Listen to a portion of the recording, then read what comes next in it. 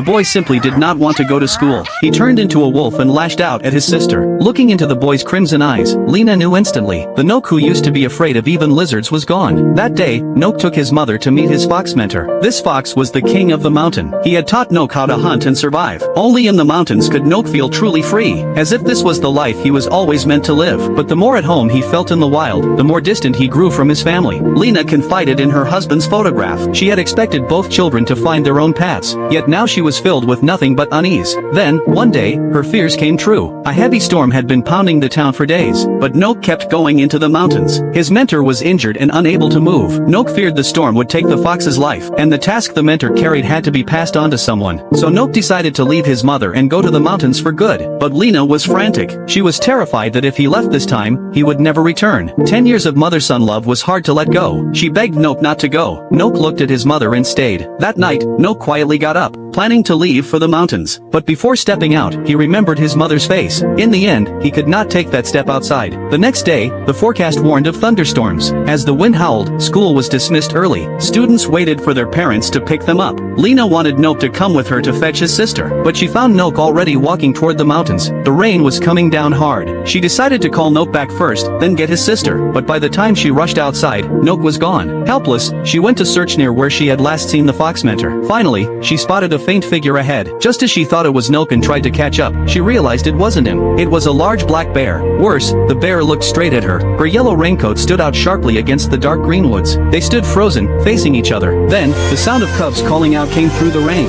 The bear ignored Lena and moved on with her young. But Lena still couldn't find Nook. Soon, exhausted from the storm, her mind grew hazy. She slipped on the narrow path and tumbled down the slope. She lost consciousness in the thick brush, still whispering Nook's name. Meanwhile, back at school, all the students had been picked up. Only Nook's sister and a boy named David remained. She asked David why his mother hadn't come for him. David said flatly that she wouldn't. His mother had remarried and was expecting another baby. She had told him she would leave him once the new baby arrived. Seeing how David had accepted it all, his sister envied his calm. She opened the classroom window and looked at him seriously. Then she told David her own secret. But David seemed to have known all along that she was a wolf, and he had kept her secret faithfully. Before long, the sky turned completely dark. Near the unconscious Lena, a figure slowly approached. Nook lifted his mother up and carried her back the way she had come. He brought her to the foot of the mountain and prepared to leave alone. Just then, Lena woke up. She watched Nook walk away and saw him gradually change into a wolf. She called out to him, pleading for him to stay. Nook did not dare look back. He ran up the mountain as fast as he could. He was afraid that if he hesitated, he wouldn't be able to leave his mother. But deep down, he also knew